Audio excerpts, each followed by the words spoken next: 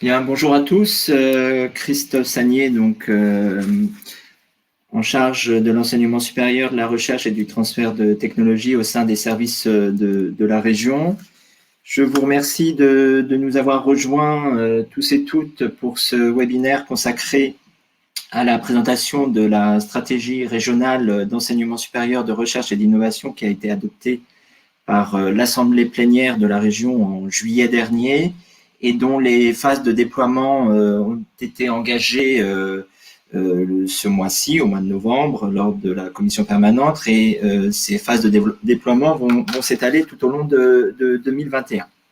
Donc, cette stratégie régionale va vous être présentée durant 7 heures, avec la présidence de Monsieur François Werner, notre vice-président de la région Grand Est en charge de la coordination des politiques européennes, de l'enseignement supérieur et de la recherche.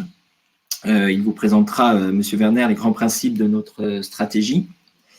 Il faut noter aussi que ce travail a été mené avec la participation active de l'État. Donc, j'en profite pour remercier Madame Blaise, rectrice déléguée pour l'enseignement supérieur, la recherche et l'innovation de la région académique Grand Est, qui interviendra aux côtés de Monsieur Werner tout au long de ce webinaire, notamment sur la politique de l'État et les liens avec la politique régionale.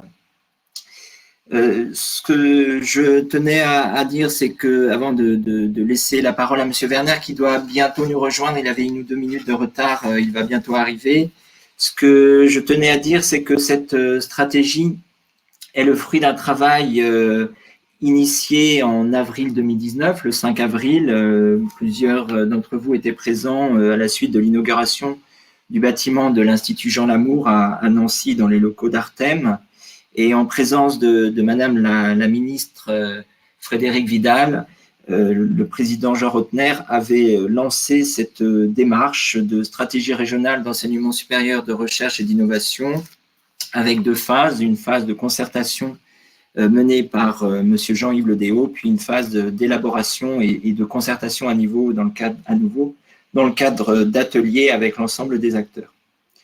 Donc, dès que Monsieur Werner nous rejoindra, vous présentera les grands principes de cette stratégie. Je laisserai la parole aussi à Madame Blaise pour intervenir aux côtés de Monsieur Werner. Et j'interviendrai ensuite pour vous présenter les 3 ambitions qui constituent cette stratégie régionale de l'ESRI, avec un ensemble d'actions qui ont été proposées au sein de cette stratégie. Vous pouvez, ce que je tenais à dire avant de laisser la parole, vous pouvez intervenir techniquement, hein, bien entendu, en posant des questions. Vous avez, je pense que la plupart d'entre vous est habitué à ce système, posez vos questions sur l'onglet à la droite de l'écran. Nous répondrons, le cas échéant, à certaines actions, mais je vous propose aussi, en fin de présentation, un moment d'échange pour reprendre vos questions et répondre à toutes les interrogations que vous pourrez avoir. Sachez aussi que la présentation et le replay de ce webinaire seront accessibles sur le site institutionnel de la région à l'issue de cette présentation. Et tout au long de cette présentation, Monsieur Werner et Madame Blaise seront, comme on dit, sur scène et pourront intervenir, bien entendu, le cas échéant, pour répondre aussi aux questions. Voilà. Je ne vais pas être plus long. Je vois que Monsieur Werner nous a rejoints. Je vais lui laisser la parole tout de suite pour introduire et présenter les grands principes de notre stratégie. À vous, Monsieur Werner. Oui, merci. Merci, pardon pour mon retard. Donc, je vais essayer de ne pas redire ce que vous avez peut-être été amené à dire, Christophe. On souhaite la bienvenue à notre rectrice enseignement supérieur, Fabienne Blaise. Juste pour dire en 2 mots que si on a monté ce webinaire, c'est parce que On a voulu construire la stratégie, la SRESRI, comme on dit maintenant, avec vous et pour vous. Et maintenant, il faut qu'on la décline avec vous et pour vous de la même façon. Donc là, vous avez un rappel de la façon dont on l'a construite, cette stratégie. D'abord, j'y reviens toujours, on a choisi de la faire relativement tard, peut-être dans l'esprit de certains, mais à partir d'éléments qui pour nous étaient absolument essentiels, en particulier d'un schéma de développement économique, d'innovation et d'internationalisation qui soit solide et qui corresponde à cette nouvelle région un peu complexe, un peu grande peut-être, en tout cas avec des atouts extrêmement divers. Et donc on voulait avoir ces outils-là, le SRADET aussi d'ailleurs, est important à sa façon. Et donc avant de lancer la SRESRI. Ensuite, on l'a faite, comme vous le voyez là, en 2 temps, avec effectivement une première mission confiée à Jean-Yves Lodéo qui faisait un vrai bilan des forces. C'était le travail de Jean-Yves, c'était quelque part le contenu. Quel est notre contenu aujourd'hui en enseignement supérieur, recherche et innovation. Et puis ensuite, la déclinaison de la SRESRI, ça a été plutôt l'organisation de ce contenu, pas le contenant, ce serait abusif bien sûr, mais en tout cas l'organisation de ce contenu, comment on fait demain pour que ce contenu d'abord vive le mieux possible, et deuxièmement, apporte le plus possible au territoire. Et c'est bien ça l'objet, en tout cas, ce que je comprends moi de la commande du texte de loi qui instaure cette stratégie d'enseignement supérieur de recherche et d'innovation. Voilà ce que je voulais vous dire en introduction. Donc vous avez eu tout cet ensemble-là qui vous est rappelé. Il y a évidemment au milieu de tout ça, le Business Act Grand Est qui arrive concomitamment et parce que la nécessité de réaction économique est rendue encore plus urgente par la situation sanitaire et économique, et qui fait que finalement on avance les deux en même temps avec un vote conjoint le 7 juillet 2020. Nous, on était dans le tempo prévu initialement par la SRESRI, et puis le Business Act Grand Est, lui, a été très sérieusement accéléré. Qu'est-ce qu'on a après? Je ne sais plus. Eh bien voilà, après, on passe la parole à Fabienne pour qu'elle nous dise le message de l'État. Très rapidement, alors d'une part, comme j'ai déjà eu l'occasion de le dire à François Werner, d'abord bonjour, bonjour à tout le monde. On ne peut que se réjouir de l'intérêt que porte la région et les collectivités d'ailleurs dans l'ensemble de cette grande région à l'enseignement supérieur, à la recherche et à l'innovation. C'est quelque chose qui me paraît très important de souligner d'emblée. Parce qu'on a, enfin, ça va être notre union qui va être notre force, enfin, et c'est un point vraiment très positif que ce soutien de la région à l'enseignement supérieur et à la recherche et à l'innovation. Par ailleurs, donc il y a maintenant cette drôle de bête qui est le recteur enseignement supérieur, recherche, innovation, mais ça n'est pas pour rien.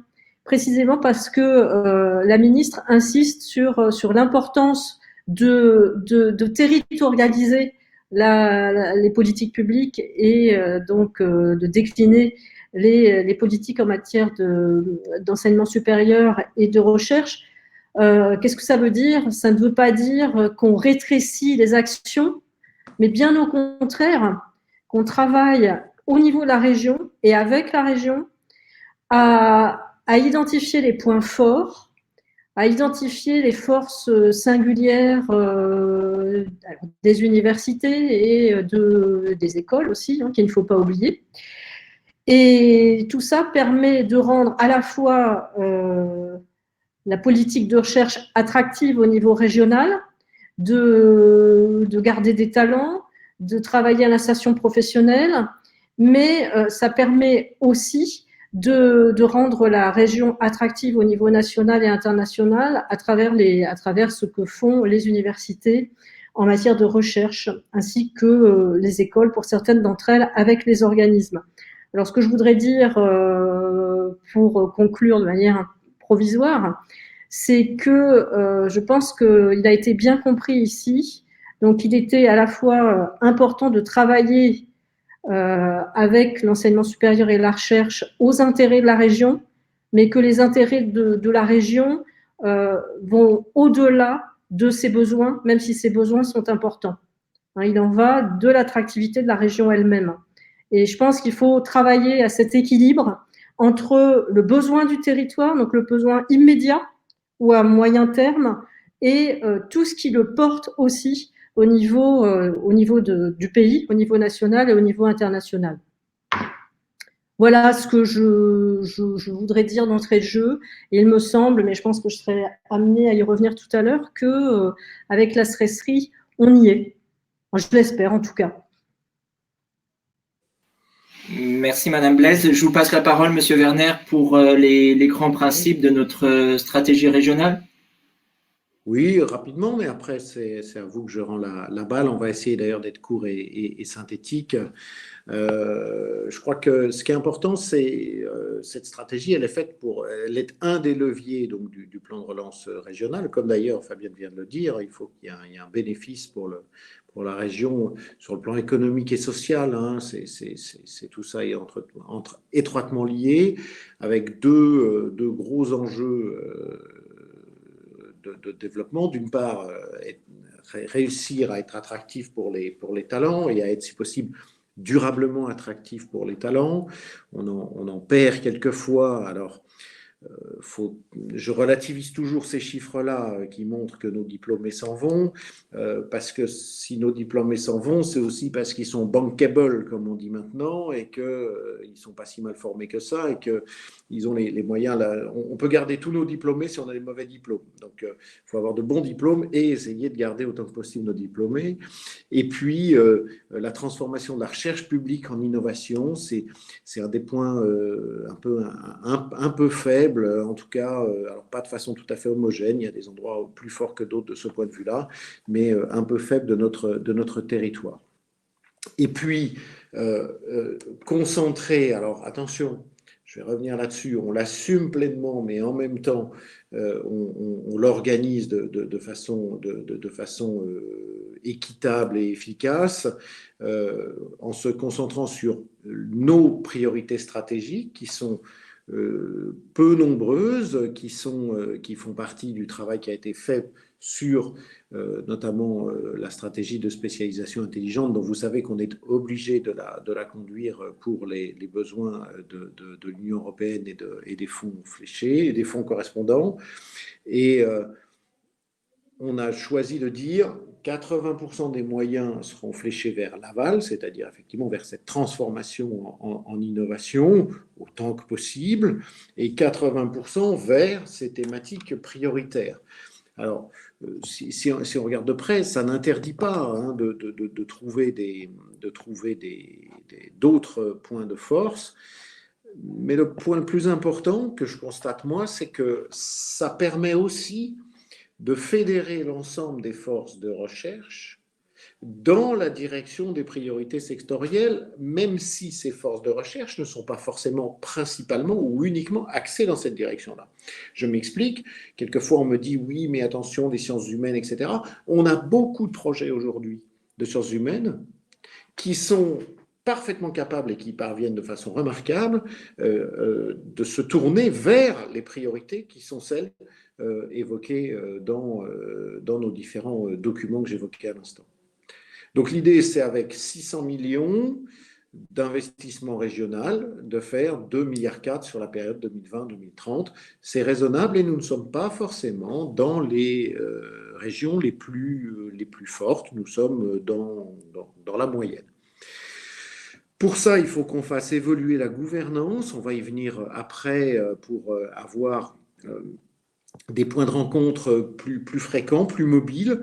Globalement, je dirais on n'a pas de problème ici dans cette région, et on n'a même pas de problème de grosse concurrence interrégionale, enfin intra-régionale, pardon. On a plutôt une volonté de jouer collectif. C'est pour jouer encore plus collectif et plus concret qu'on va vous proposer de faire avancer cette gouvernance. Donc la SRESRI, elle est divisée en 3 ambitions qui vont vous être rappelées, 14 objectifs et 36 actions. L'intérêt derrière ça, c'est d'être cohérent, parce qu'après, sinon, on est vite dans l'énumération. Et je pense qu'on peut aujourd'hui, comme c'est présenté là, se dire qu'on va être capable de la mettre en œuvre tous ensemble. On a déjà des points de rencontre entre nous, et sont peut-être pas encore suffisamment nombreux, mais en tout cas, toutes les fois que nous avons pu travailler ou décidé de travailler ensemble, on a eu vraiment des retours et des résultats au-dessus des espérances, ce qui montre d'une part l'excellence de notre dispositif de recherche et d'enseignement supérieur et d'innovation, mais aussi la capacité de tous de s'ouvrir à des coopérations extérieures. Donc, alors, plusieurs vagues de mise en œuvre, je pense que c'est ça qu'on attend que je dise. Donc, la première vague s'est lancée aujourd'hui, et on aura évidemment une deuxième vague en février 2021, en entrant d'ailleurs plus précisément quelquefois dans les aspects budgétaires. Merci, Monsieur Werner. Merci, Madame Blaise. Je vais donc dans ce cadre prendre la parole pour vous présenter les 3 ambitions de notre stratégie régionale d'enseignement supérieur de recherche et d'innovation, telles qu'elles ont été adoptées. Et effectivement, retracer les différents objectifs et mettre en avant quelques actions phares de cette stratégie qui ont fait l'objet des premiers travaux et qui vont se dérouler tout au long de 2021. La première ambition de cette stratégie concerne tout d'abord les étudiants, la vie étudiante, et la nécessité de faciliter la réussite étudiante. Que ce soit d'aider les étudiants à avoir les meilleures conditions possibles d'études, de pouvoir poursuivre leur cursus, et donc d'avoir ce lien dont on parle souvent entre -3 avant le bac, -3 ans avant le bac et +3 ans après le bac, pour avoir cette continuité, et de permettre à chacun de pouvoir suivre des études. Pourquoi cette ambition? C'est que le diagnostic, l'état des lieux qui a été fait sur la situation actuelle montre qu'aujourd'hui, on est une région où, c'est un indicateur, hein, parmi les 30-34 ans, 40% en 2016 étaient des diplômés de l'enseignement supérieur, contre une moyenne nationale de 45%. Alors, on est la 8e région française, mais ce qu'il faut noter, c'est qu'on est quand même en accroissement négatif par rapport à cet écart, c'est-à-dire que par rapport à la valeur nationale, on observe une dégradation de la moyenne du Grand Est. Donc, l'objectif et la cible 2030 fixée sur notre SRESRI souhaite atteindre cet objectif de 60% des 30-35 ans diplômés de l'enseignement supérieur à horizon 2030. Pour information, si je ne me trompe pas, mais Madame Blaise pourra me corriger, je crois que l'objectif national est à horizon 2025 à 60%. Voilà. Donc, on se laisse 50 plus pour rattraper un retard qui est quand même important à ce jour.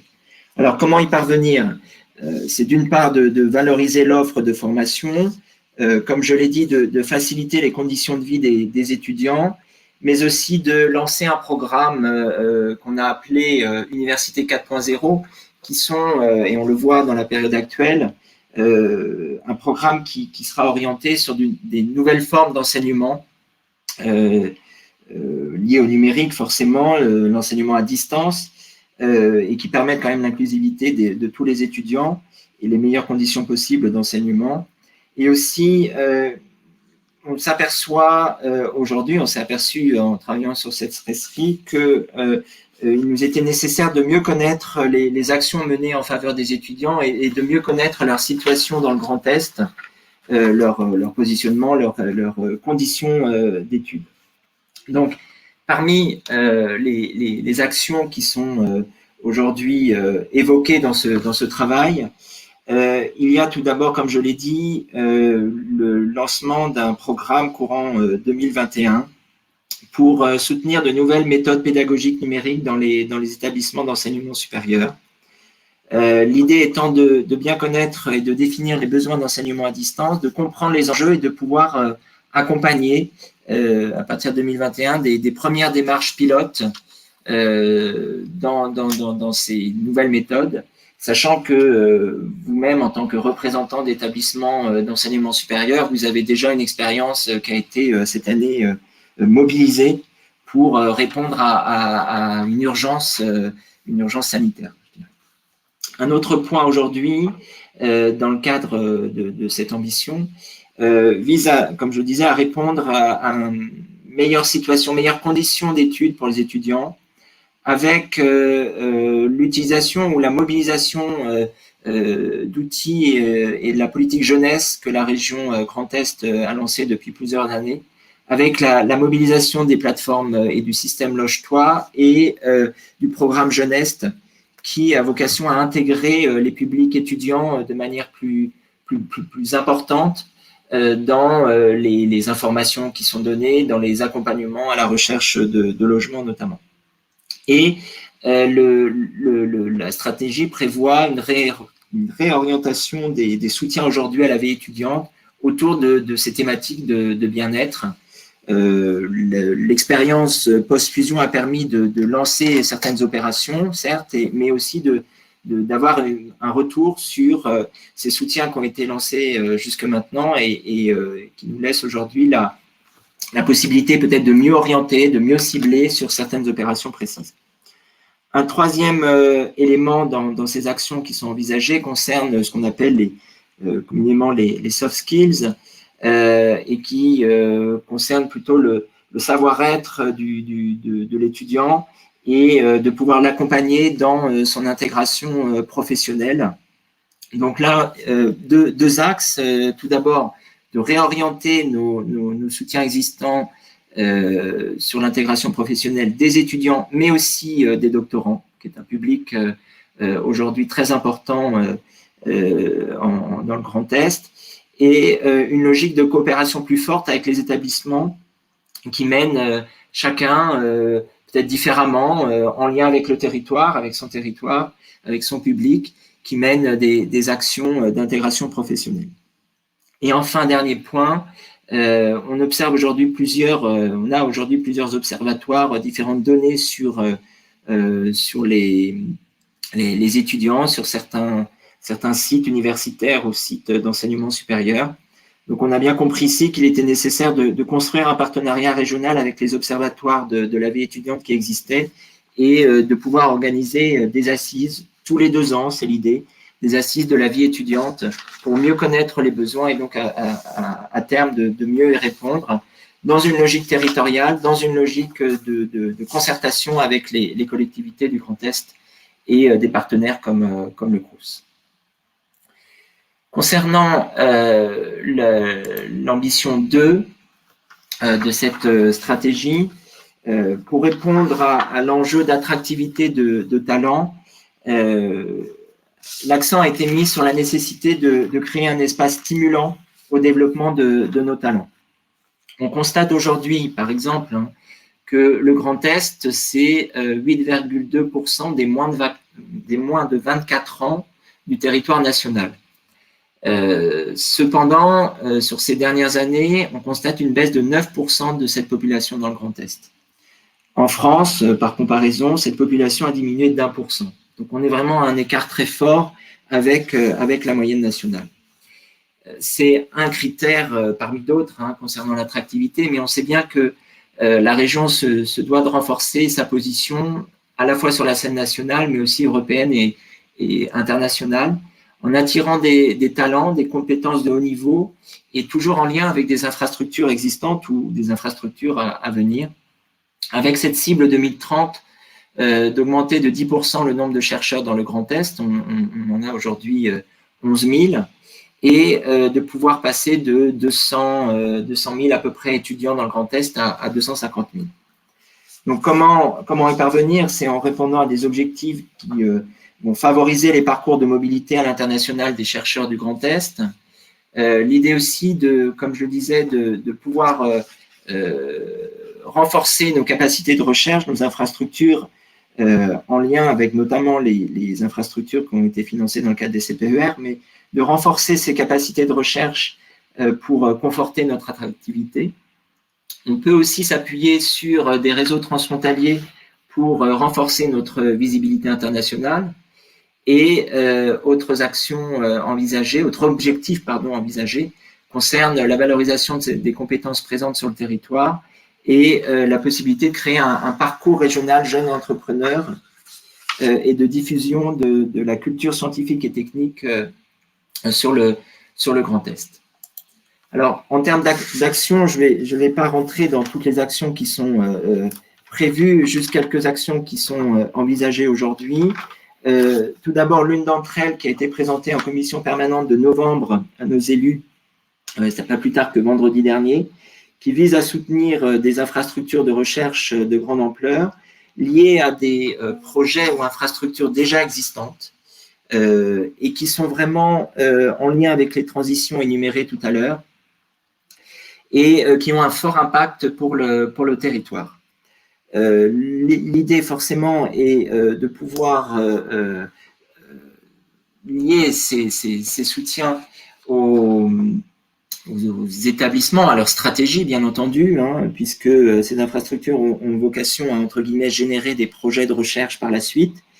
Et ce soutien doit s'établir avec des cofinancements d'autres partenaires, cofinancement des établissements pour des investissements qu'on a estimés éligibles entre 1 et 2 millions d'euros. Autre élément important qui a été présenté aussi lors de la commission permanente de vendredi concerne le soutien à des manifestations scientifiques, à des summer schools de grande ampleur, c'est-à-dire de réorienter les soutiens aujourd'hui qui étaient en faveur des colloques et des colloques scientifiques, des événements scientifiques, vers des manifestations plus importantes et à contrario avec un appui plus important à ces manifestations d'envergure. Autre action à venir début 2021, deux qui, je pense, vous intéresseront tout particulièrement, qui concernent la mobilité extra-régionale de nos chercheurs. L'idée étant, avec ce nouveau dispositif, de pouvoir favoriser l'acquisition de compétences à l'étranger, mais aussi de pouvoir faire revenir ces talents, de pouvoir créer des réseaux et de pouvoir capter la connaissance là où elle est présente sur des infrastructures, des lieux d'excellence. Et autre aspect aussi qui concerne les compétences recherche, qui est noté ici comme une action visant à attirer des compétences de recherche et d'accompagnement des politiques d'accueil.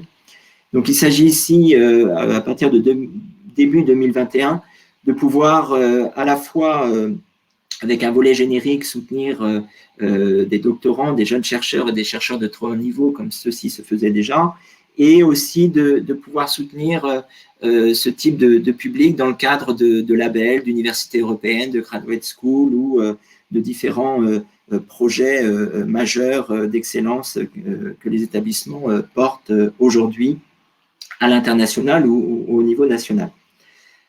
Sur cette ambition-là, je le disais aussi, un aspect lié à la culture scientifique et technique et industrielle, avec une politique qui a permis de structurer depuis la fusion l'ensemble des acteurs, mais qui convient aujourd'hui de consolider autour d'un réseau déjà existant et d'un ciblage auprès de certains publics, avec bien entendu les acteurs déjà identifiés dans le Grand Est. En ce qui concerne la troisième ambition de la région, dans le cadre de sa SRESRI, on est, comme le disait M. Werner, on est dans cet objectif de renforcement de l'impact territorial de la recherche, de l'enseignement supérieur, impact territorial, impact économique, surtout lorsqu'on voit aujourd'hui les dépenses de la DIRD au sein des entreprises qui représentent 0,67% du PIB, alors que pour rappel, on est à un objectif européen de 2%. Autre indicateur intéressant, on voit par exemple que les entreprises, dans les entreprises du Grand Est, 3,6 actifs pour 1000 actifs sont des personnels de R&D, alors qu'en France, la moyenne est à 8,5 actifs pour 1000 actifs qui sont réellement des personnels de R&D. Donc, on voit bien qu'on est plus de la moitié en dessous du chiffre national. Ceci explique cette cible 2030 qui est d'atteindre 1,5 du PIB en dépenses de DIRD. Et pour y parvenir, c'est à la fois l'objectif de développement des compétences adaptées aux besoins de l'économie et d'accélérer la transformation de la recherche en innovation et de structurer aussi un maillon intermédiaire, un maillon de transfert de la recherche vers le monde économique. Et je me permettrai cette parenthèse qui est de dire qu'aujourd'hui, en termes de dépenses publiques de R&D, on est à peu près à 1 milliard d'euros dans le Grand Est. Et comme le disait M. Werner tout à l'heure, on a un budget annuel de 60 millions d'euros pour la région en enseignement supérieur, en recherche et en transfert. Donc on voit bien que le rôle de la région ici, c'est d'intervenir sur ce maillon de transfert, ce maillon intermédiaire entre recherche, formation et développement économique. Alors, quelles actions pour répondre à cet objectif? Tout d'abord, un pacte compétences, enseignement supérieur, qui est dans la suite du pacte grandes écoles. On est dans la continuité d'un travail qui a été lancé depuis plusieurs années sur une partie du territoire et sur l'ensemble du Grand Est depuis la fusion, avec un document cadre aujourd'hui qui est présenté, qui va faire l'objet d'échanges avec les représentants des établissements d'enseignement supérieur rapidement pour un lancement de l'appel à projet début 2021, avec l'objectif d'offrir des compétences techniques et humaines aux entreprises, d'assurer l'ancrage local de ces entreprises et d'attirer des talents et de contribuer à leur maintien sur le territoire. Donc, une action forte présentée en commission permanente vendredi dernier, qui va faire l'objet encore d'échanges avec vous. Et autre dispositif nouveau, là aussi lancé vendredi dernier, qui est un soutien aux chaires économiques développées avec les entreprises de territoire, toujours pour une orientation transition industrielle, numérique, environnementale, avec une implication des entreprises qui sera forcément attendue et une volonté d'intervenir aux côtés de financement privé pour la région dans la durée, pour à la fois des équipements, mais aussi des compétences et au sein de ces chaires économiques, tout un ensemble de forces à financer pour générer des projets de recherche transférables directement en lien avec les entreprises. À venir, et tout cela fera l'objet d'un travail rapidement au premier semestre 2021, que ce soit le partenariat revu avec les 3 SAT présentes dans le Grand Est, la volonté de favoriser le premier emploi scientifique dans les entreprises locales et les startups, et la réflexion qui a déjà été engagée, mais qui est affirmée ici dans notre stratégie, qui concerne l'accompagnement à la redéfinition, à la définition des modèles économiques de nos plateformes de transfert, de nos outils de transfert, avec l'idée de financer les entreprises pour qu'elles aient recours aux compétences de recherche et de transfert au sein de ces structures. Donc voilà tout un ensemble d'actions. Je vous propose peut-être tout de suite de passer la parole à M. Werner et à Mme Blaise pour compléter, si vous le souhaitez, par rapport à ce que je viens de dire, et puis intervenir sur la gouvernance qui sera mise en œuvre pour répondre à ces ambitions dans le cadre de la SRESRI.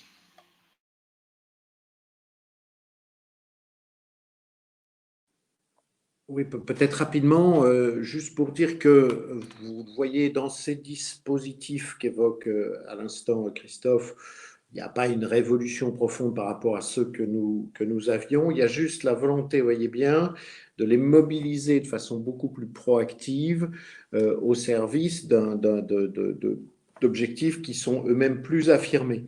Donc, la méthode change peut-être, le fond relativement peu, et ce d'autant plus que on avait déjà un peu orienté ces dispositifs-là dans les directions, en tout cas thématiques, qui viennent d'être évoquées.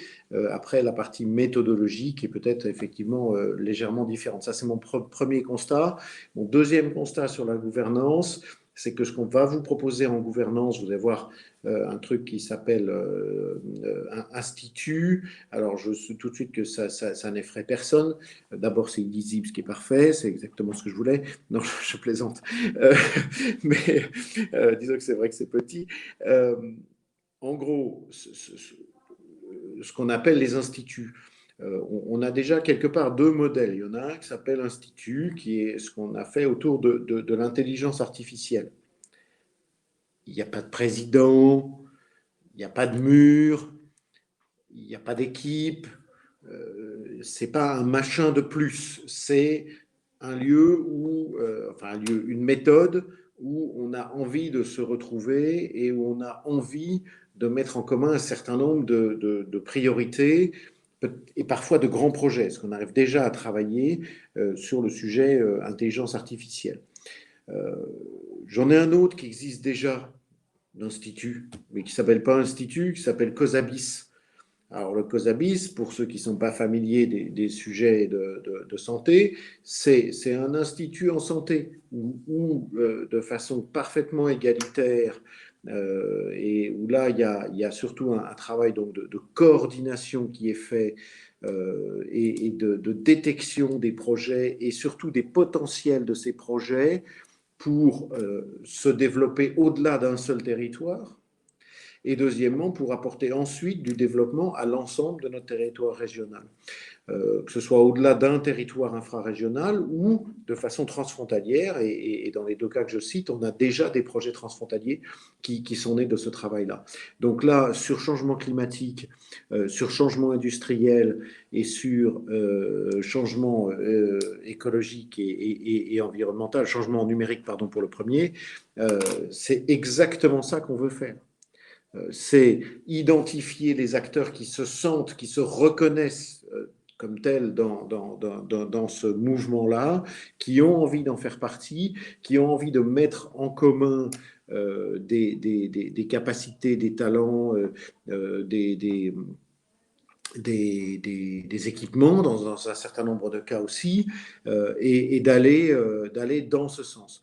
Donc ça c'est ce qu'on vous propose au niveau opérationnel, sachant que évidemment au niveau plus stratégique, on retrouve des comités de suivi sur l'ensemble des 3 ambitions qui ont été présentées par Christophe, pour qu'on s'assure que d'une part on ne dévie pas de l'objectif initial et que deuxièmement on n'oublie personne dans la mise en œuvre et dans la déclinaison de ces grandes ambitions. Donc vous voyez là comment ça peut sembler en première analyse peut-être complexe, mais ça ne l'est pas, et surtout ça n'est pas lourd. Ce qu'on a voulu, c'est avoir voilà, des lieux qui soient simples, comme on le fait aujourd'hui, qu'on réussisse à réunir aujourd'hui 116 personnes tout à l'heure connectées. C'est tout à fait formidable parce que ça veut dire qu'il y a une volonté, ça pousse voilà, derrière, et une curiosité pour participer à ça. Donc il y aura la possibilité de passer dans ces 3, d'une part les 3 comités de suivi et d'autre part ensuite de se retrouver dans les instituts qui vont bien.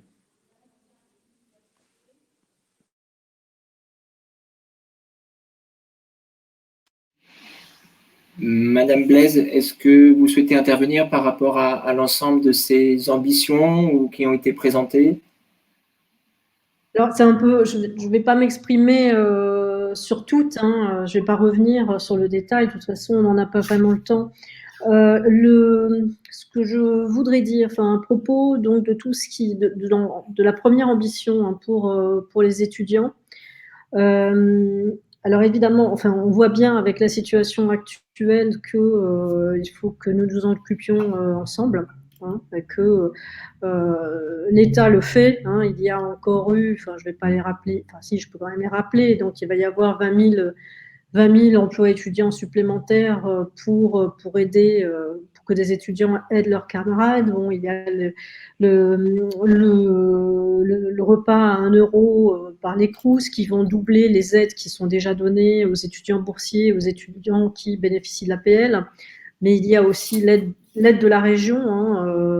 Donc, il y a 2000 ordinateurs qui ont été donnés par la région et on peut leur remercier. Enfin, il y a des tas de choses sur lesquelles on doit travailler ensemble pour le bien-être des étudiants, pour la qualité de leur situation d'étudiants. J'insisterai juste sur un point. Il faut, ça rejoint ce que je disais tout à l'heure, il faut vraiment que l'on arrive à surmonter le défaut qu'on a dans ce pays de travailler en silo. Enfin, moi, je le constate, il est très difficile de travailler en interministériel. Et j'aimerais bien, et je pense que c'est le cas, qu'on arrive au moins à travailler entre région et État, parce que c'est essentiel, pas seulement dans la situation dans laquelle on est en ce moment. Et donc tout ce qui nous permet de travailler ensemble, donc dans les comités de suivi, en termes de pilotage, est non seulement souhaitable, mais absolument indispensable. Un autre point sur lequel je voudrais insister, c'est celui de la mobilité des étudiants.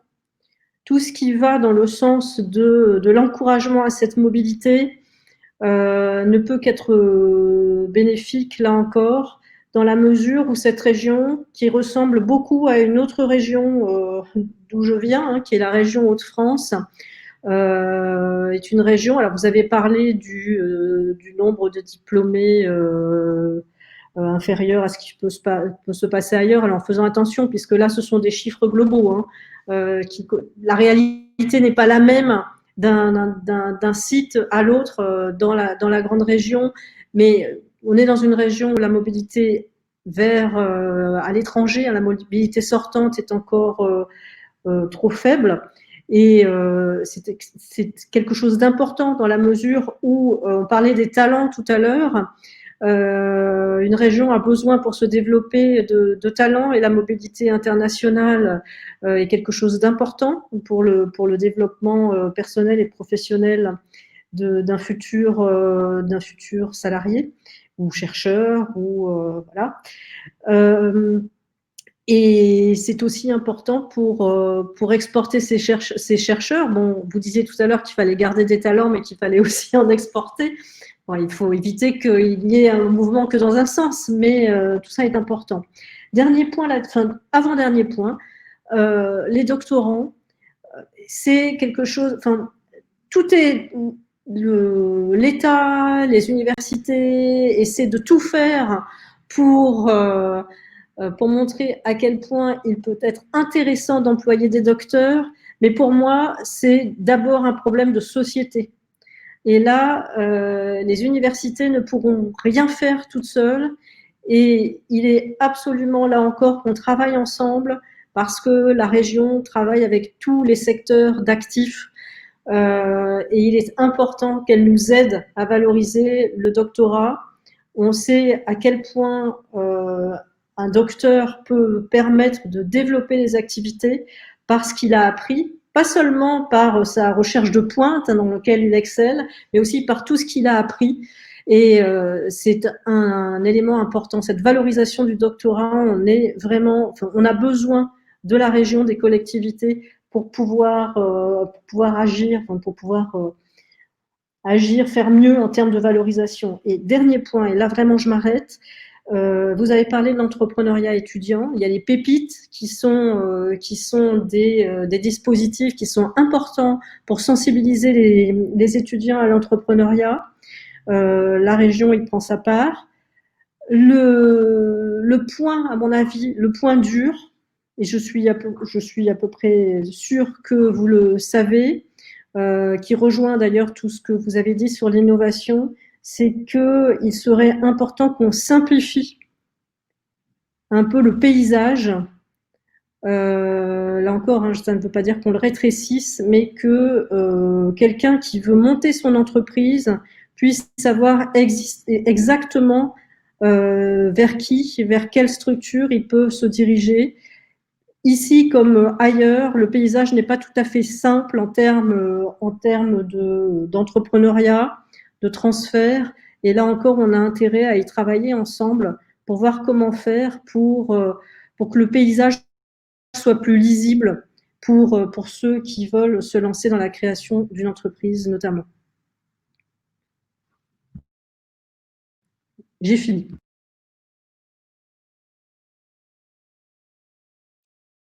Merci Madame Blaise.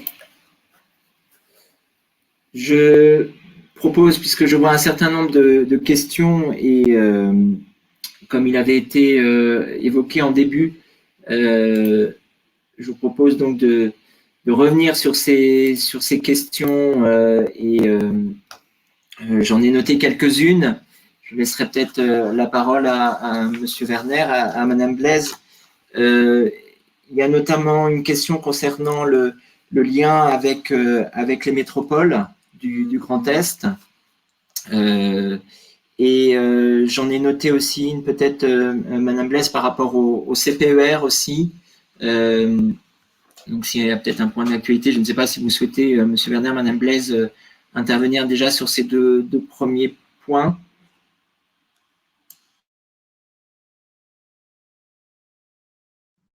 Je ne sais pas qui commence. Vas-y, Fabien. J'y vais. Alors, Oui.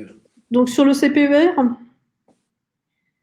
alors je ne sais pas quelle est la question exacte sur le CPER. Donc, bon, plusieurs choses. D'une part, pour le moment, donc ce qu'on a fait, et là je parle du niveau État, bien entendu, hein. Ce qu'on a fait au niveau État, c'est évidemment regarder l'ensemble des projets, en parler avec les établissements d'enseignement supérieur et les CROUS, parce que j'insiste sur l'importance aussi de travailler sur ce volet-là de la vie étudiante. Des projets ont été priorisés. Les universités, les CROUS, les établissements sont au courant de ce qui a été priorisé. Mais une fois qu'on a dit tout ça, les choses ne sont pas encore engagées, puisque bon, il y a une enveloppe qui a été affectée au niveau du CPER, si j'ai bien compris, mais cette enveloppe ne sera discutée pour son détail qu'une fois un certain nombre d'élections seront passées. Voilà, ça c'est un peu pour la cuisine. Bon, j'espère vraiment qu'on pourra. Enfin, là encore, je répète ce que je disais tout à l'heure. Il est absolument essentiel qu'on travaille ensemble.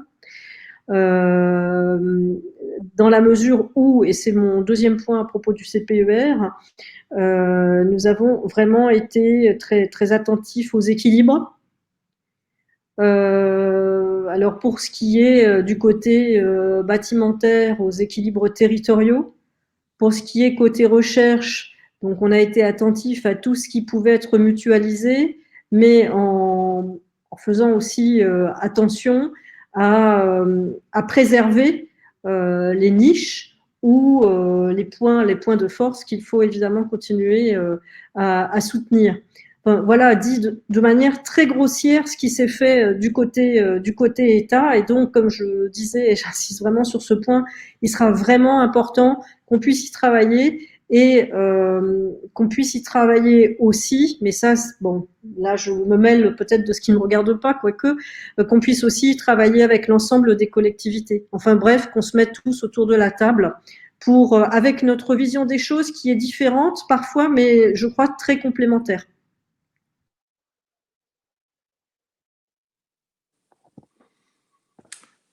Merci Fabienne. Alors, j'ai un petit peu oublié la question initiale de Les Christophe, métropoles, parce que je me suis les plongé métropoles. en même temps dans les métropoles.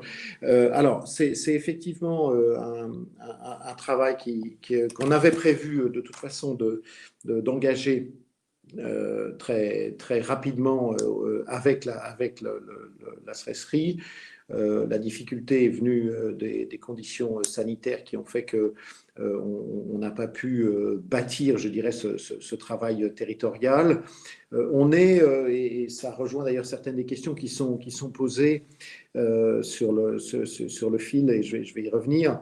On est avec la petite, comment dire, limite ou difficulté plus exactement de notre région de très grande taille. C'est qu'on se rend compte que les façons d'intervenir sont extraordinairement différentes. On parle des métropoles, mais par exemple, on pourrait parler des départements, où on a quelques départements qui sont extrêmement impliqués dans le domaine de l'université de la recherche et de l'innovation. Je pense au département, je vais peut-être en oublier, mais au département de l'Aube, par exemple, au département de la Moselle. Et puis, on en a d'autres qui ont considéré, qui est aussi leur droit d'ailleurs, que l'enseignement supérieur, la recherche et l'innovation n'était plus dans leurs compétences. Ce sont des compétences qui n'ont pas été particulièrement précisées d'une manière générale, en tout cas où le rôle de l'État n'a pas bougé depuis un certain temps. Mais bon, certains ont changé leur doctrine. Donc ça veut dire quoi? Ça veut dire qu'il faut qu'on arrive à approcher le rapport avec ces territoires, chacun de ces territoires, dans le respect aussi de leurs spécificités. Donc, c'est pas seulement, et ce serait pas efficient plus exactement, de mettre dans une grosse boîte. On s'est déjà posé cette question-là d'ailleurs, y compris dans le cadre de l'enquête de Jean-Yves Le Déaut. Mettre dans une grosse boîte, alors on va dire, il y a les départements. Alors est-ce qu'on en met certains et pas tous?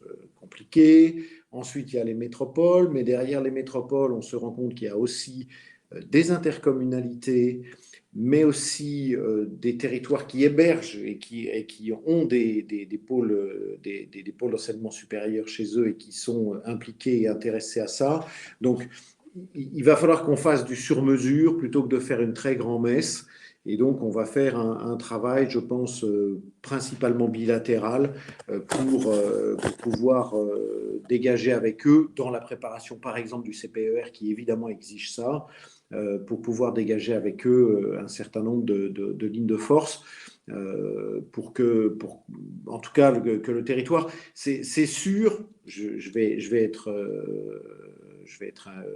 comment dirais-je, nostalgique 2 secondes, qu'on voit bien qu'il était plus facile, et si je regarde les 3 anciennes régions, c'était le cas, d'avoir ce dialogue avec les métropoles et les territoires quand on était plus petit. Alors, il y a d'autres avantages à être plus gros, je ne pensais pas que je change d'avis ou de casaque, mais celui-là, et je souris parce que j'ai eu l'occasion de le dire déjà dans un autre, avec un autre public, avec Fabienne Blaise, c'est un des points un petit peu délicats pour nous à traiter.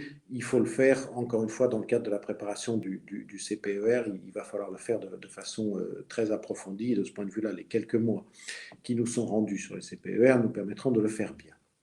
Alors, je me permets de prendre, Christophe, c'est ça l'idée, c'est qu'il faut qu'on prenne les questions du fil. Alors, il y a beaucoup d'acteurs dans l'écosystème régional d'innovation et de transfert, et il est souvent perçu comme trop complexe par les entreprises. Il est prévu un travail de fond pour étudier et comprendre qui fait quoi dans cet écosystème. Alors, ça fait transition d'ailleurs avec la réponse précédente, parce que de ce point de vue-là, et c'est un travail qui avance, mais qui est déjà globalement assez avancé. On a tout à la fois besoin d'une structure unique à vocation générale d'accueil, et ça permet de répondre aussi à la question de Virginie Vilaine dans le même temps, d'accueil de l'entreprise qui ne sait pas où elle va. Donc, la création de Grand Innov a été faite notamment pour ça. Alors, il n'y avait même pas besoin d'avoir d'autres acteurs dans l'écosystème d'innovation. Il y avait déjà besoin de quelqu'un qui était capable de traduire justement l'ensemble des dispositifs régionaux existants, qui sont en eux-mêmes déjà très nombreux et très complexes. Après, ce qu'on constate et ce que je constate en discutant avec ces écosystèmes et ces dispositifs d'innovation et de transfert, c'est que la plupart répondent, quand on discute avec la plus grande estienne des SAT, puisque c'est celle qui a son siège dans le Grand Est, en l'occurrence avec Connectus, vous répond moi je suis bien parce que mon territoire est correctement délimité et que je connais de façon très approfondie les ressortissants. Et donc, quand pendant un temps, je peux dire, avant l'arrivée de Fabienne Blaise, pendant un temps, on s'est dit, et si on faisait le grand soir des SAT, après tout, on a des SAT qui sont morcelés, on va faire plus qu'une seule, puis ça va être plus simple, puis ça va être mieux. Après examen de la réalité de la situation, ça nous a semblé moins évident. Et que l'intérêt, nous semble-t-il, est quelque chose qui aujourd'hui fonctionne plutôt dans notre territoire, c'est d'avoir à la fois effectivement une structure lisible et visible qui s'appelle Grand Innov et qui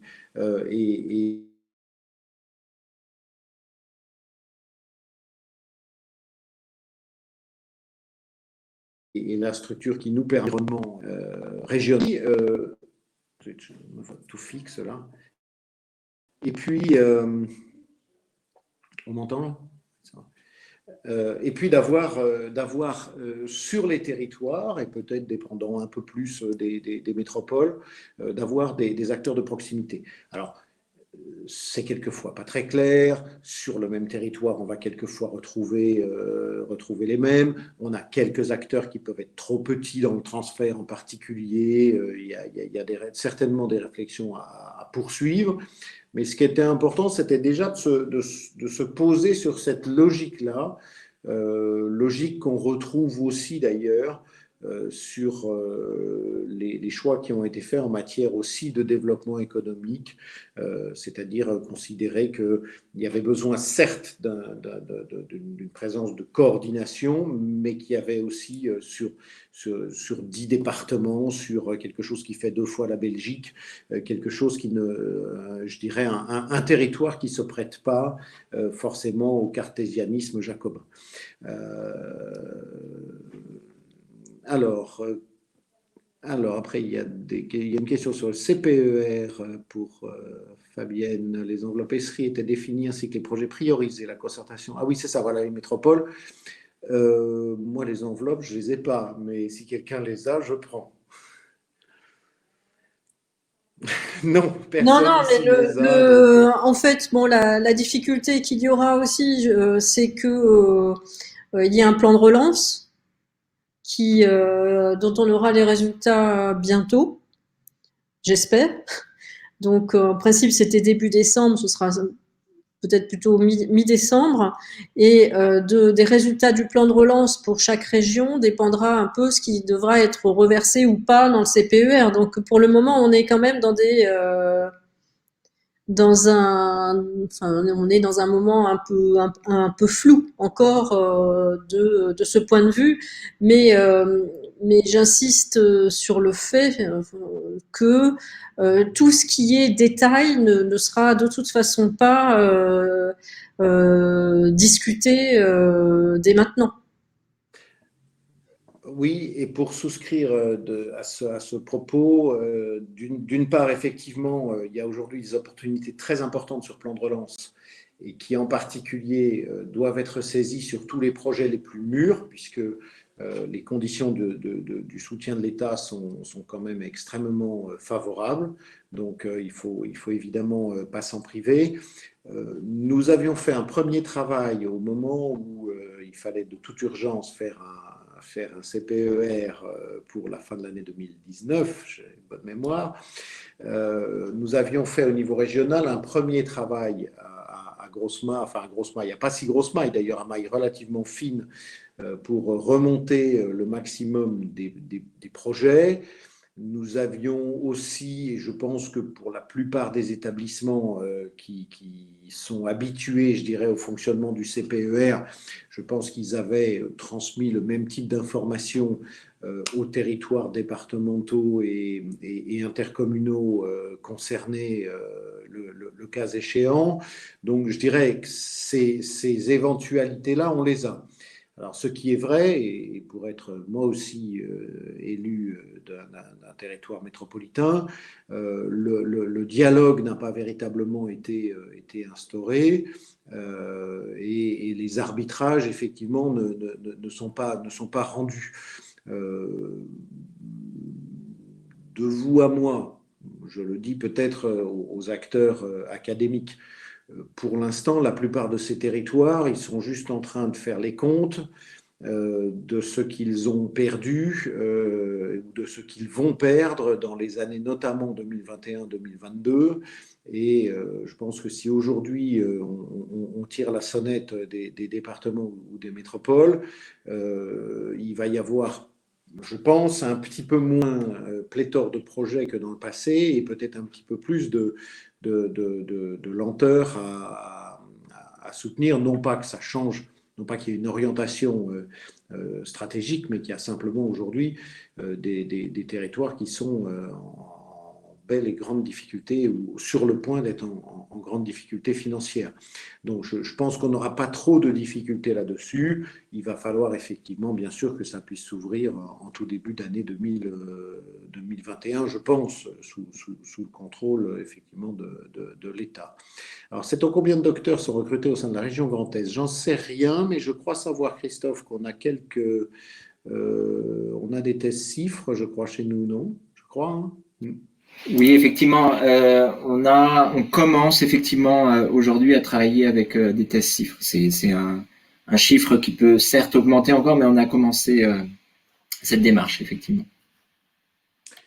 Concernant les 2000 ordinateurs de la région pour les étudiants en difficulté, les étudiants des établissements autres qu'universités peuvent-ils en bénéficier? Sur le principe, je crois qu'il n'y a pas de difficulté. C'est le statut et la situation surtout de l'étudiant qui compte. Donc, bien sûr, il est possible de regarder des possibilités dans ce domaine.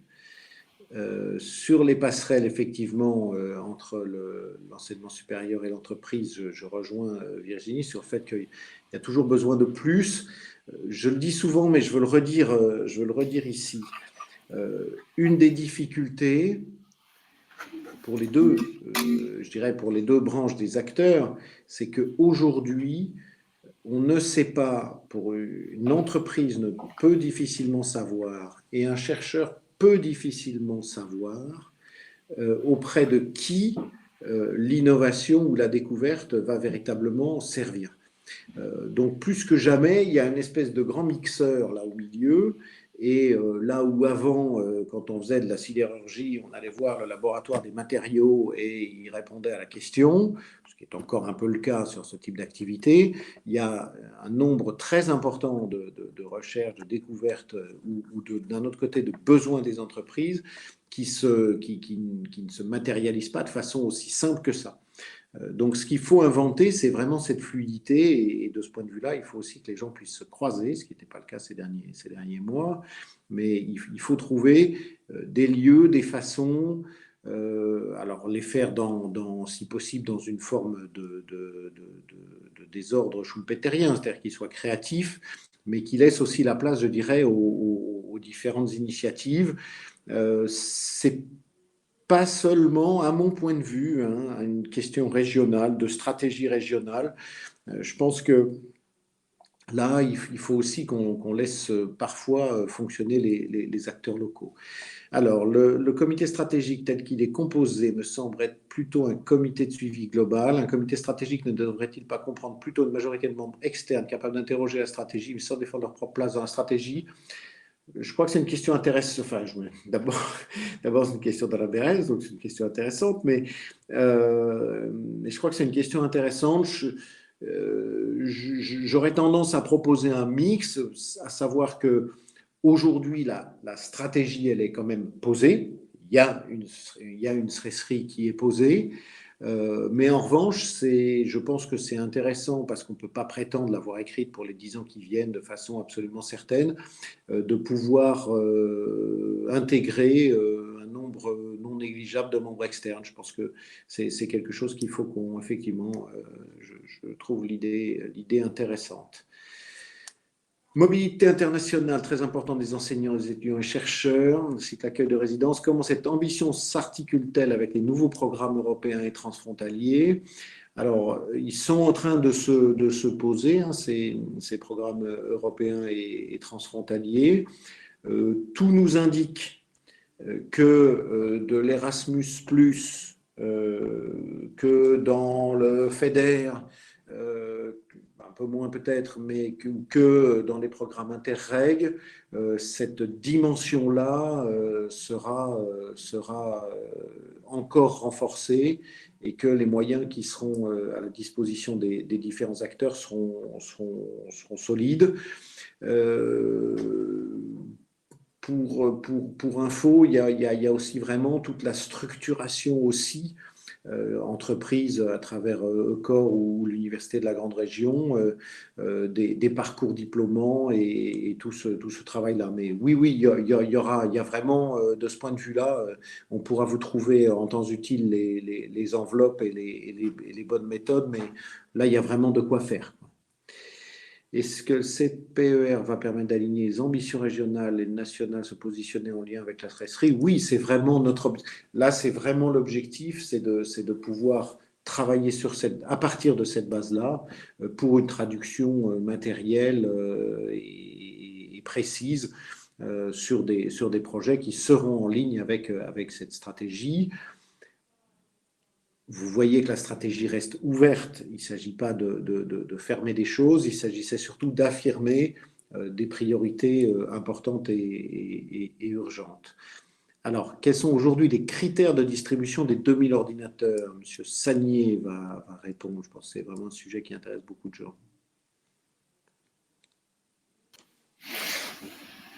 Oui, concernant ce sujet, effectivement, il y a des ordinateurs, 2000 ordinateurs qui ont été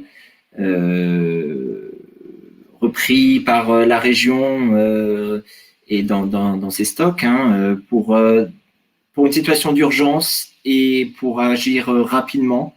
Les établissements fléchés dans un premier temps ont été les universités. Donc forcément, c'est universités et écoles rattachées aux universités. Concernant les autres établissements, bon, la délibération prévoit que ce soit ouvert à l'ensemble des établissements d'enseignement supérieur de recherche. Néanmoins, il n'est pas forcément prévu que ce soit ouvert aux établissements privés. La volonté, c'était vraiment de cibler sur un public particulier et sur des étudiants qui pouvaient être plus en difficulté dans les universités.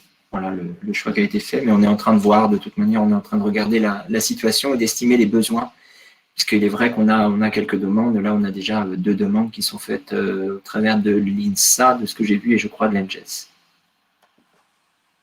Donc, en clair, ce que ça veut dire de façon très élégante, c'est que je vous ai dit une connerie tout à l'heure. Si. Alors, comment voyez-vous donc les métropoles? C'est fait. Quid du soutien aux recherche dans les secteurs peu ou non marchands? Alors, Christophe, à nouveau, et je compléterai si nécessaire. Alors, la question des secteurs peu ou pas marchands, alors, elle est abordée de plusieurs manières. Ce que nous regardons avant tout, c'est l'impact. Donc, quand on parle d'impact, ça n'est pas uniquement de l'impact économique qui va être en lien directement avec une entreprise. Ce qui va être regardé, c'est potentiellement les projets qui peuvent sortir de ces chaires, c'est la reconnaissance de ces chaires au niveau international, au niveau national. Donc, il n'y a pas seulement une réflexion, on prend tout ce qui est en lien directement avec une entreprise. Il faut quand même nuancer ce débat. Et autre point, on a quand même un soutien qui est celui de l'aide aux infrastructures de recherche qui peuvent tout à fait être mobilisées dans le cadre de chaires. Donc ça veut dire qu'on ne va pas forcément financer des chaires de recherche, mais ça veut dire qu'on peut quand même intervenir au travers alors, des soutiens aux infrastructures ou au travers de soutiens aux, ce qu'on a appelé tout à l'heure aux compétences, aux doctorants, aux jeunes chercheurs. On peut indirectement quand même aider ces chaires de recherche. Voilà, donc c'est des éléments de réponse qui vous sont donnés et je laisse M. Werner compléter. Voilà, et du coup, on peut faire aussi peut-être le lien avec l'autre question de Francis Bécard. En permanence, notre schéma, enfin notre raisonnement, c'est effectivement, c'est pas de dire il y a des secteurs intéressants et des secteurs pas intéressants.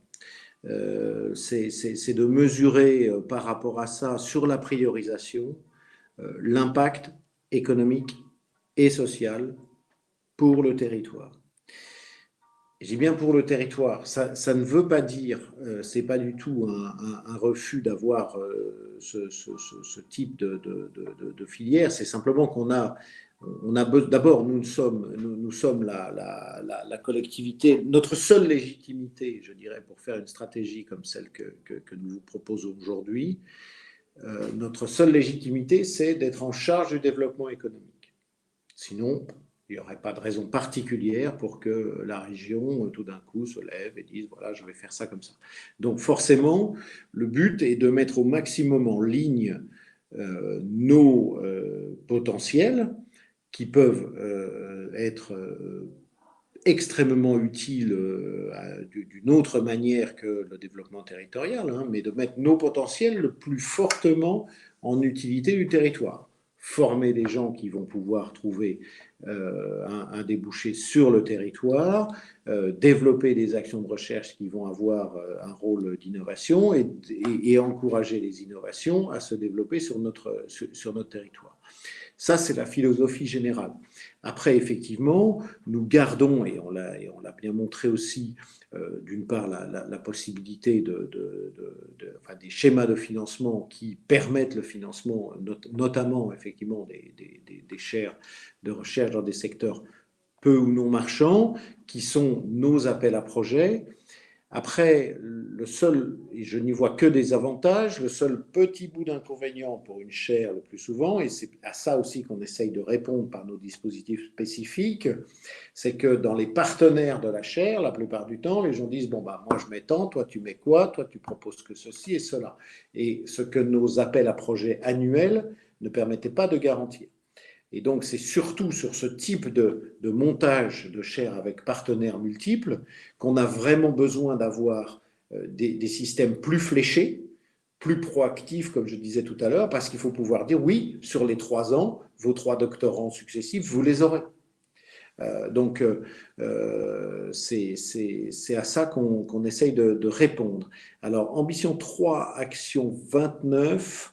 Alors, pourquoi se limiter aux emplois scientifiques? Pourquoi ne pas élargir aux diplômés Bac plus 5?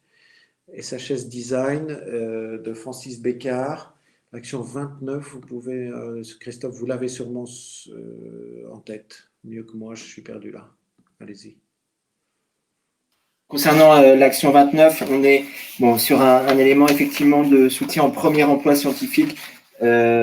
Effectivement, c'est à prendre au sens plus large. Hein, c'est Bac plus 5 et le terme scientifique, je reconnais, est réducteur. Donc, il y a, au niveau du mot, ça peut être repris différemment.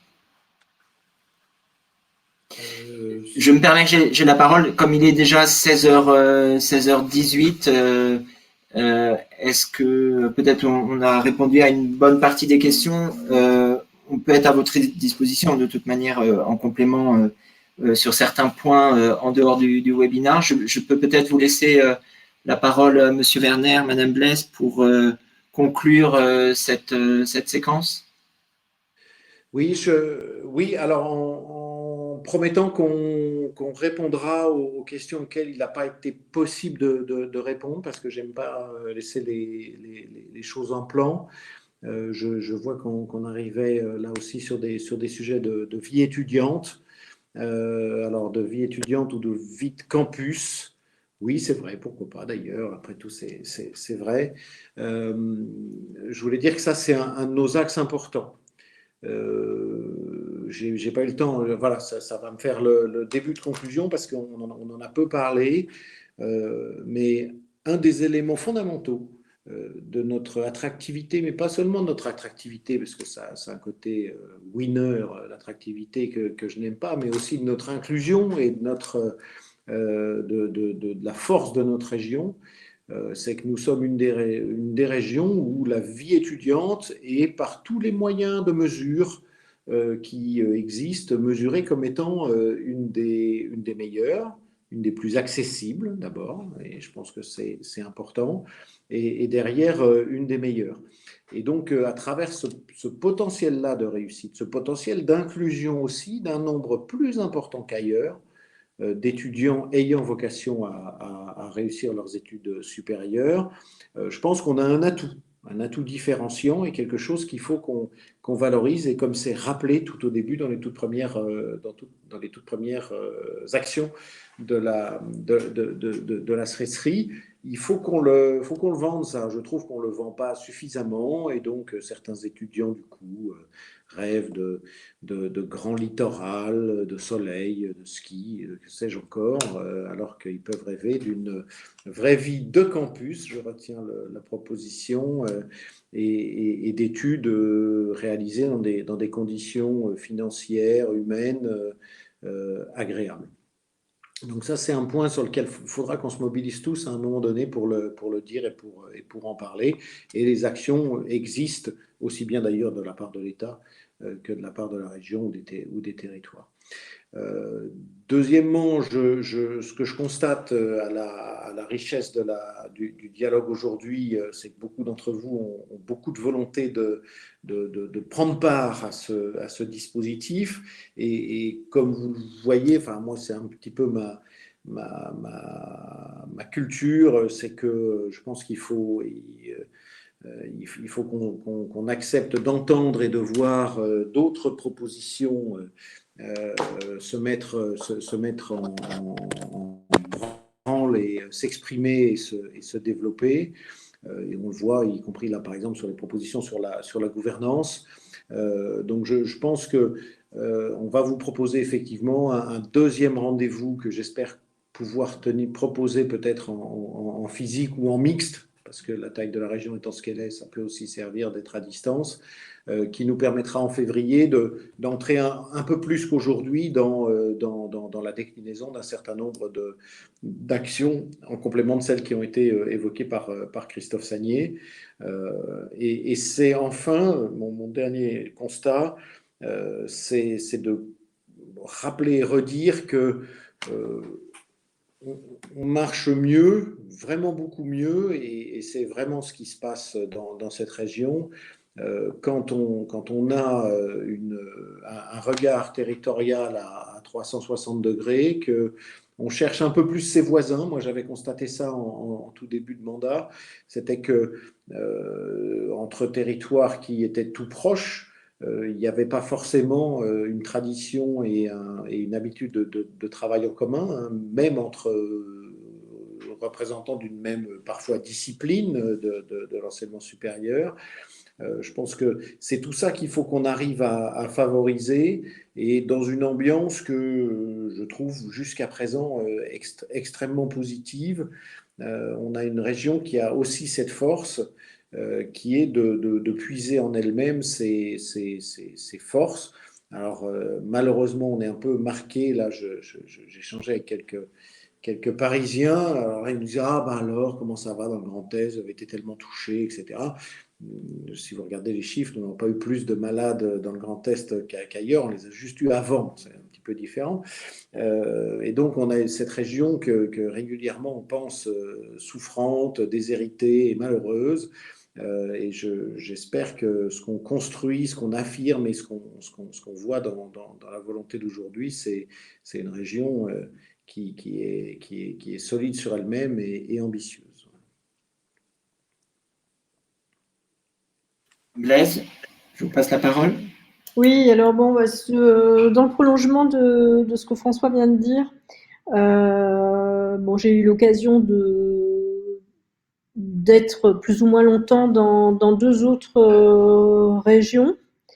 Et ce qui est intéressant ici, d'abord, c'est que l'enseignement supérieur, la recherche, ils sont très divers. Donc, j'ai parlé en termes d'académie, hein, puisque ou bien d'anciennes régions, je ne sais pas comment il faut dire, ou de sites universitaires. Les trois sites universitaires sont très différents les uns des autres et bon,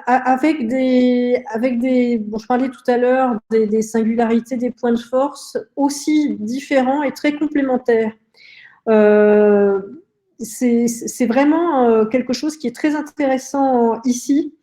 Et comparativement à d'autres, je pourrais dire aussi que, bien sûr, c'est une région résiliente, comme on dit dans les Hauts-de-France, mais c'est une région qui me semble dynamique et, et enthousiaste. C'est-à-dire que les gens que je rencontre dans l'enseignement supérieur, dans la recherche, y croient à ce qu'ils font et croient à l'importance de ce qu'ils font, sans aucune vantardise ou arrogance, hein, mais ils y croient et ils y vont, et c'est quelque chose qui m'a beaucoup frappé. Et comme je le disais tout à l'heure, je pense que le soutien des collectivités de la région y est pour quelque chose. C'est-à-dire qu'il y a, ils savent qu'ils ont leur place, et une place importante dans le développement de la région et de la société en général.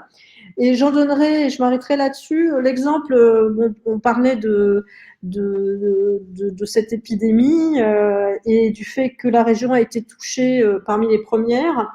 Et ce qui m'a frappé, je trouve que ça illustre bien l'état d'esprit de ce qui se fait ici en termes d'enseignement supérieur et de recherche. Donc, ce qui m'a frappé, c'est la réactivité qu'il y a eu quand l'appel à projet résilience a été lancé. Je dois vous avouer que quand il a été lancé, je trouvais que c'était intéressant. Je trouvais que c'était bien qu'il y ait donc ce partenariat entre l'État via l'ANR et la région. Mais je me suis dit, mais les chercheurs vont râler et jamais ils pourront être prêts en un mois, puisque le délai c'était un mois. Et ils ont été prêts et les projets qu'on a eu à examiner étaient vraiment presque tous des projets intéressants qui montraient d'ailleurs que la recherche fondamentale, elle est, contrairement à ce qu'on peut penser parfois, elle est très réactive aussi et elle peut s'appliquer très très vite à des préoccupations de court terme quand elle est excellente. Et voilà, je trouve que ça illustre bien l'état d'esprit de cette région pour ce que j'en vois. Bon, je suis pas là depuis, mais enfin, je suis là quand même presque depuis un an maintenant, et c'est quelque chose qui m'a frappé beaucoup. Donc cette diversité et cette dynamique à laquelle je crois. Merci Madame Blaise, merci Monsieur Werner. Juste pour terminer, je voulais vous remercier tous de votre participation et donc nous allons clore ce webinaire, mais sachez que vous pouvez retourner sur le replay sur le site institutionnel et que vous pouvez continuer à poser vos questions ou à reposer vos questions si vous n'avez pas eu de réponse aussi à l'adresse mail qui est mentionnée ici, sresri@grandest.fr. Et de toute manière, nous ne manquerons pas de revenir vers vous pour tout un ensemble d'actions ou de concertations que nous avons pu évoquer tout au long de cette présentation. Je termine donc le webinaire et je vous remercie tous en vous souhaitant une bonne soirée. Merci, au revoir.